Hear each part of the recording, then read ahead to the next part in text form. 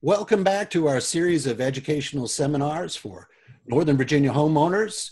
My name is Frank Felker, and I am joined again by the expert on maintaining, repairing, and remodeling your Northern Virginia home, Jeremiah Davies, president of Orion Home Improvements. How you doing today, Jeremiah? It's a fantastic fall morning, Frank. I love it. Well, speaking of fall, in today's video, we're going to be talking about seasonal maintenance issues for Northern Virginia homeowners. What we should be doing during each season to make sure our home is safe, secure, and everything's going well looking into the season we're entering. So let's start with the fall. In the fall, what sort of maintenance issues should we be looking at? Okay, it's a great question, and obviously since it's fall here for us, it's probably the perfect place to start. Every season presents its own challenges and its own kind of set of rigors that your house goes through. When you're looking at the fall, though, the biggest thing to look for is going to be for water management. You've got a lot of rain that's coming. Everything is starting to get cooled off, and so once you have your leaves falling off, you're going to want to make sure that you keep your gutters cleaned out from leaves. You want to make sure that your downspouts are not clogged up because what happens is the leaves, even though they may not be in the trough, they can go right down that downspout and get clogged at about the halfway point. And so every time it rains, if it's not a complete deluge, that downspout can start to fill up. You don't really know about it, but when you get to the winter months, as we get there and that stuff starts to freeze, you can pop your downspout and then you can have water start spilling at the back as it melts and really do some wall damage. Some other issues that you want to take care of for fall are going to be looking at the screens on your home, on your windows. If you have ripped and torn screens, you got a chance for having a lot of bugs and other types of things to come in the house as you transition from the heat of the summer to the cool of the fall. You want to have your windows open, allow the breeze to start happening in the house. And then the last bit is getting your AC unit checked. I know it sounds kind of counterproductive, getting your AC unit checked as you're heading into the colder months, but this is going to be the time when you're going to get the best bang for your buck with an AC company. They've already had their summer rush. Things are starting to taper off, and they're looking about how to kind of keep money going in. So you probably get a much better deal on having someone come out, service, and take care of your AC unit and get that thing prepped for next summer before everyone kind of jumps on the bandwagon and those prices go up. That's great advice. Yes, things have quieted down quite a bit for our friends in the AC world. So give them a call. They'll be happy to work with you. All right, so we've taken care of our water management issues and our leaf issues and AC unit, and now we're headed into winter. We're headed into cold and wind and snow and freeze. What should we be thinking about in order to maintain our home in the wintertime? Well, the maintenance of winter, you don't really get a lot of maintenance in the middle of winter because obviously the snow and the freeze. So what you're looking at is right at the beginning of the winter and right at the end. There's a few things that you're going to want to do. At the beginning of the winter, you're going to want to make sure that you're checking for drafts on your windows. Do you have some caulking that needs to be redone on the outside or the inside of the home to keep those cold drafts from coming in? It's good maintenance any time of year, but this is really particular in the cold of the winter. Obviously, some other things you're going to want to do is before it gets too cold, the same time the AC guys are checking that AC system, why don't you have them check the heating system, make sure that's functioning. The very last thing you want to do is be chattering your teeth in the middle of a cold snap, and every heating and cooling guy is busy because of all this other stuff. Lastly, what you'll want to do is you're going to want to take a look at your sidewalks, at your driveway. If you have concrete out there, you may want to take some time at the beginning of the winter to put some concrete filler in any gaps. They have a few different things that are tube applied products. A caulk gun and a tube of stuff can get these things taken care of. As you have the freeze thaw of the winter that comes up, water and ice gets into these cracks. It expands when it freezes, and then a little bit more water gets in there, expands more, and before you know it, a small hairline crack can turn into a big chunk of stuff coming out of your driveway or your sidewalk that turns into, from a $20 tube and caulk gun to a $1,000, concrete repair job. So those are kind of the big issues on there, is just sealing up and make sure the energy efficiency is happening, and then making sure that any cracks and crevices that water can get in are sealed off so they don't freeze up and expand and kind of exacerbate a problem. That's great advice. Yeah, that getting your driveway repaired, whether it's concrete, asphalt, or what have you, that's an expensive little item there. And if you do it, just sort of patch it over, then it doesn't look very good, not very attractive. So it sounds like that caulk gun would be a good investment. All right, we've survived the winter, and now we're headed into spring. What should we be looking at in springtime for home maintenance?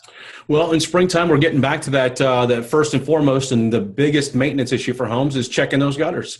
You want to get up there and you want to take a look and see what the snow and wind and kind of cold winter brought off the trees and landed in your gutters. You got those April showers bring May flowers. Well, in our business, April showers bring the deluge of customers in because they've got problems with waters and leaks and things of that nature. So just get a heads up there and take a look, make sure they're clean and clear and water's going to flow away properly.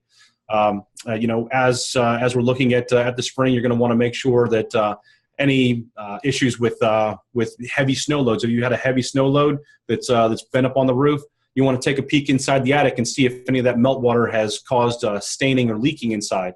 Now, that may not be a great big issue from the previous year, but when you have a big snow that gets into a small hole and it freezes and expands, it opens that up. And so while you see a small bit of staining in there from the winter snows, by the time the heavy showers come in the spring, you're going to have major leaks. That's going to lead to insulation dampness, drywall repairs that need to be done, possibly mold and other issues that come along with it. So take a peek inside your attic and make sure you don't have any kind of hidden leaks that showed themselves over the winter time.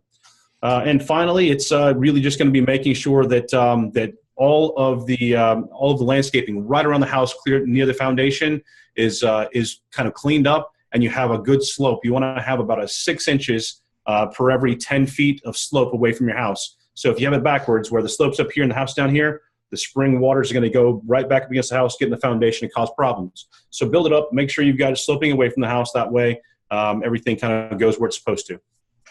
It's interesting to me how much the maintenance tips that you're giving us relate to water management.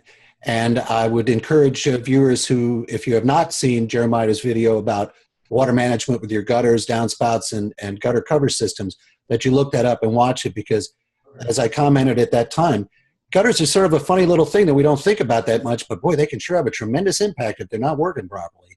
Absolutely, they sure can. So we've gotten through spring, and now we're into summer, and we're out there mowing the yard and doing a lot of stuff outdoors. What should we be thinking about in terms of summer maintenance, Jeremiah? Well, for summer maintenance, one of the things that really comes up, and people don't really think about it until the heat of the summer, and that's going to be proper attic ventilation, making sure that you have the right amount of airflow to kind of go into the bottom of your roof, and it takes all that hot, moist air and takes it right out the top. Good attic ventilation can really make a huge difference between, how much heat is transferred inside the house. At the beginning of the summer is a great time to look at adding some insulation to the inside of the attic space as well to really prevent that heat transfer. Because if you think about it, the roof in the summertime temperatures, especially in our Northern Virginia area here, the roof temperatures can get up to 170, 180 degrees on the top. That transfers inside, and you can get attic temperatures up to 130 degrees. If you have a 130-degree attic, it's pretty hard to keep that top floor about 72 degrees where it's comfortable. So making sure the ventilation is kind of keeping it moderately cool, relatively cool, is very important. The other aspects here, again, getting back into the caulking issues. If you've got the time to take a look at the outside of the house, a great summer day where it's not too hot is a perfect time to get out with the caulk gun and seal up around those windows. Anything that kind of split from the winter and the spring, get it sealed up now. And finally, the summertime is probably our busiest time when it comes to doing siding replacement work.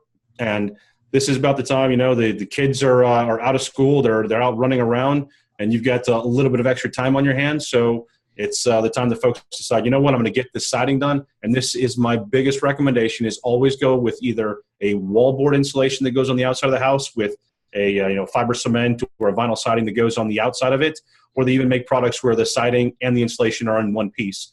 So that can make an absolute enormous difference on your energy consumption and really just keeping the inside of your house at kind of that cool, calm, 72 degrees that most people like. All great advice. Well, Jeremiah, as always, it's wonderful to have an expert like yourself to call upon to ask these questions. Thank you so much for sharing the knowledge. Absolutely. It's a pleasure. And I know a lot of these tips and tricks are, kind of geared towards a homeowner doing a little bit of maintenance themselves. But if you don't feel comfortable on a ladder and you don't feel up to the task doing it, don't hesitate to call a contractor to come out and get some of these things done. While they may seem simple and it looks great and easy on the Home and Garden channel, the vast majority of homeowner-related accidents happen because people fall off of ladders trying to do things that they're really not used to doing every day. So don't be afraid to hire an expert. Once again, great advice. Well, thanks again to Jeremiah Davies, and thank you for watching. We'll see you on the next of Jeremiah's educational videos for Northern Virginia homeowners.